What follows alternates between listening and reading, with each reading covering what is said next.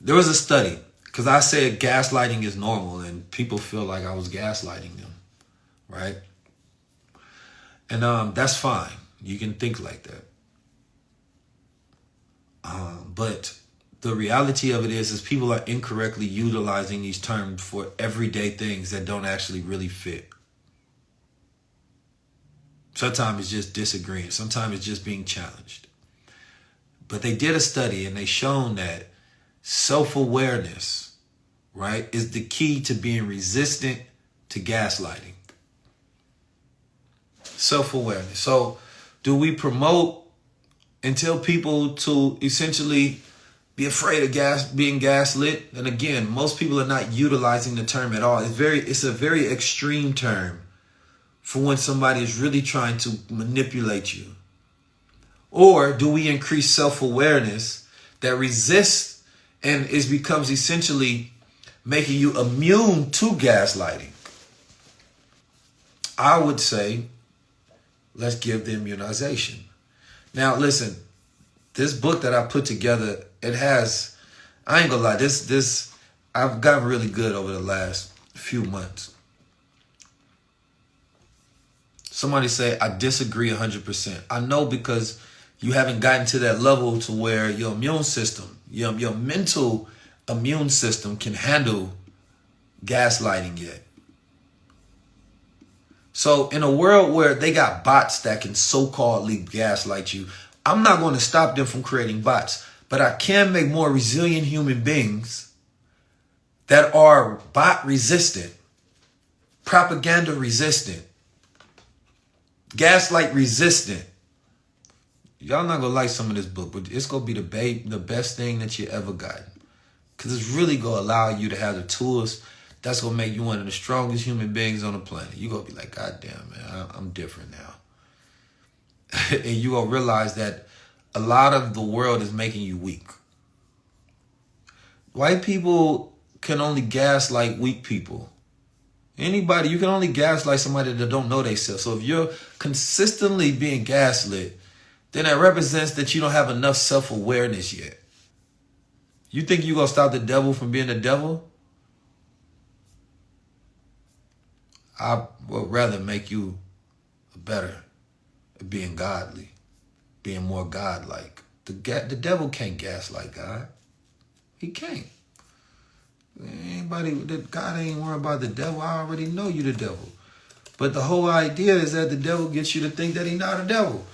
But if you have self-awareness, you say, that's the devil. You ain't tricking me.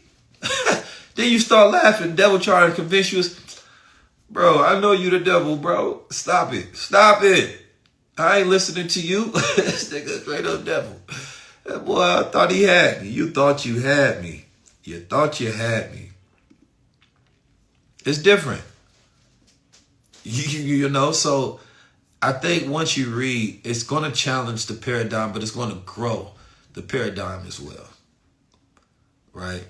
So our book club and the high level club, y'all going to be the first to get access to the book this month. And we're going to have a discussion about it as well. So we're going to put together a webinar, and I promise you, I think this is going to be one of the best forms of therapy that you could ever take. Because when you learn, you grow. And you grow to a point of capacity to where it's very hard for the world to bother you anymore. You know, you can grow so much that the things that you've been through as a child, they don't even affect you anymore. You would think about things and be like, I'm so much bigger, and those things are so small now that they don't even matter. Right? You would laugh at it like, but I was really tripping about that. Like, damn. You ever did that with somebody that was an ex, to where you thinking about your past like, man, they really used to bother me. Now imagine them trying that same thing and how much bigger you got. You just laugh at that. Like, well, you thought that'll work again? You crazy. That's growth. That it almost becomes comical that they believe that the same things could trigger you. That's growth. You get to laugh at the past like, this nigga trying the same thing. They don't even know. They don't even know. I'm different now. You feel me? Now, here's the thing. You could look at that in different ways. You could instead internalize it and be so mad and soaking in it, like, they really hurt me and they did these things and I'll just feel so bad. And then you get in other circles and groups of people and talk about how bad people did you. And you're maximizing it and increasing your survival mode because you're actually making the threat much bigger. So people say, don't minimize my feelings. Well, I'm not going to maximize them. Because sometimes you don't want to give too much space for a feeling. But, you know, and then that's like the rise above emotions into the thinking of a God talk. And that's more my masculine way of doing it. And the world needs that masculine guidance. Then there's the feminine essence of it, right?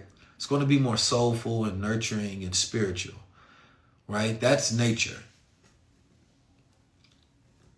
That's nature. Because I would say that therapy, even cognitive behavior therapy and talk therapy, is more masculine, if you will. Let's talk this out. It's almost logical, right?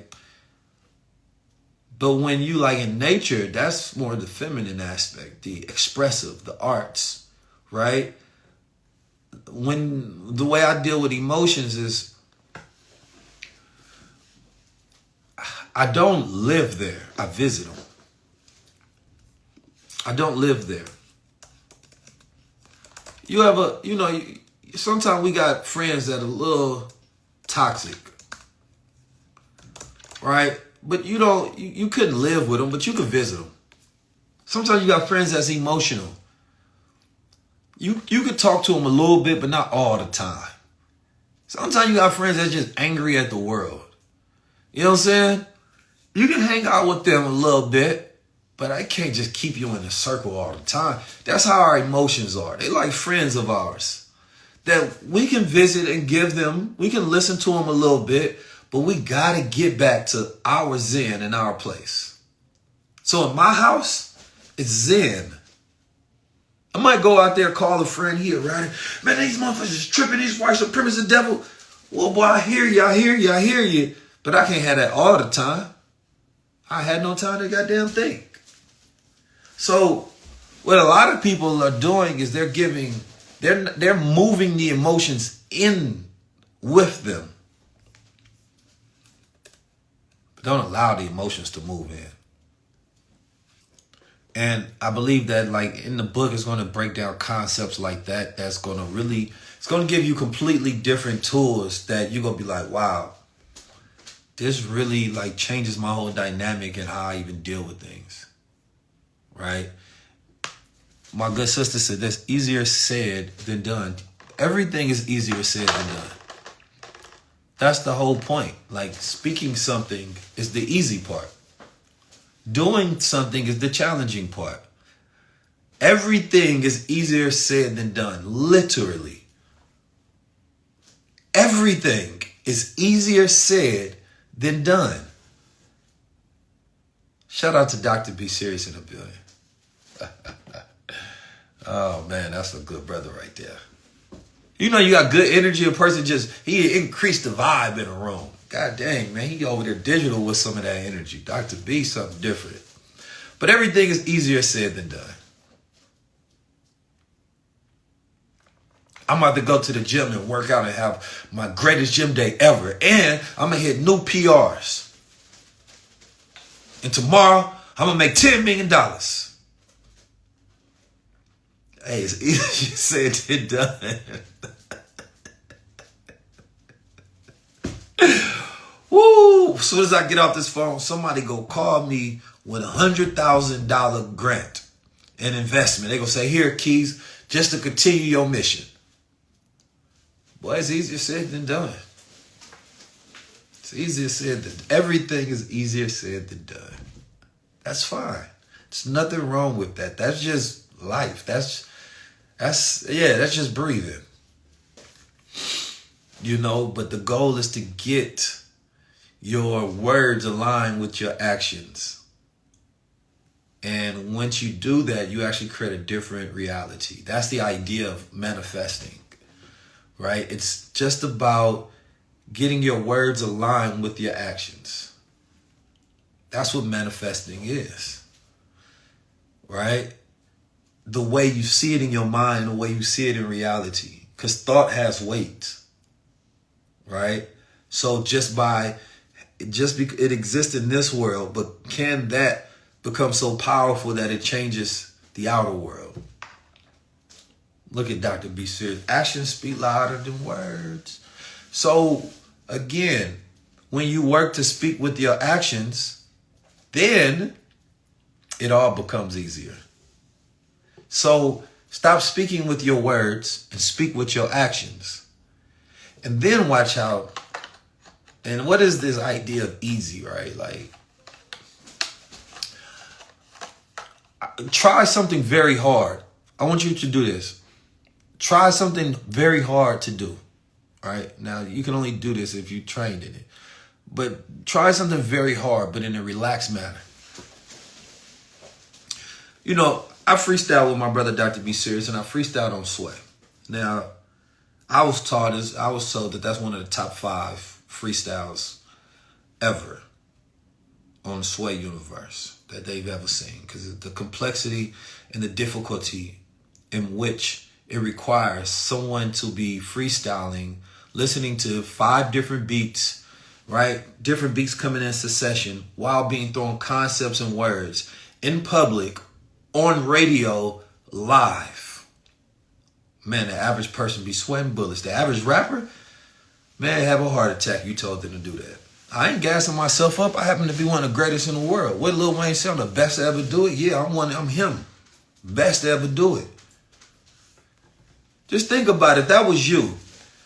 And you sitting there, you in New York at the radio station. Sway says, you in the Valley of the Hyenas. He turned on the beat. You like, oh, snap. You got 0.1 second to get prepared. They're going to throw in a beat you never heard before. And then he says, I'm going to throw you concepts and words. Concepts and words? So now you have to think, then do at the same time. But how can you do that? There's actually a formula for it. You know, it's a formula for developing a super mind that can do it. So, number one, it requires, in this recipe, it requires confidence. In that moment, you can go 2 different directions. There's a version of you that gets anxiety, that gets stressed, and you start thinking about, what if I don't do this right? What if I do this? What am I going to... That mind right there, that little animal mind, it starts smacking you up in the face. Starts slapping you up. No, I quiet that mind. You don't even get a seat at this table. You don't even get to show up right now. As soon as it showed up, I smacked the shit out of it. I say, shut that shit up. I ain't even got time for that right now. You know what I'm saying? You feel me? It's that one friend that always doubting stuff. I ain't even answer. I hit ignore on that one. I ignored the hell out of that one. You feel me? Then, in my mind, I called the one friend that be telling me, you got this. You feel me? That was the one friend that said, you got this. Don't even worry about it. Then I called the other friend in my mind. You feel me? It's like you got a feminine goddess come out of nowhere and just start rubbing your shoulders and tell you, just relax. You know? And then you got that one friend tell you, man, you better show up and kill it. You feel me? So it's like, these are these different states. It's when you have a task that is difficult, right? But you're confident and you're relaxed. And so instead of overthinking, you start trusting yourself. And when you can do something difficult in a relaxed state, that makes it easy. That's what flow state is. Because the difficulty and the ease is the friction. So it's like positive and negative. And in between that creates a stream of flow. Oh man, it's so powerful. Yes, this flow state. That flow state. This is why I like going live, because there is no practice. You are in front of people already. Just go. It's so much different than I'm sitting here trying to prepare. What am I going to say? I'm overthinking. I have too much space to think.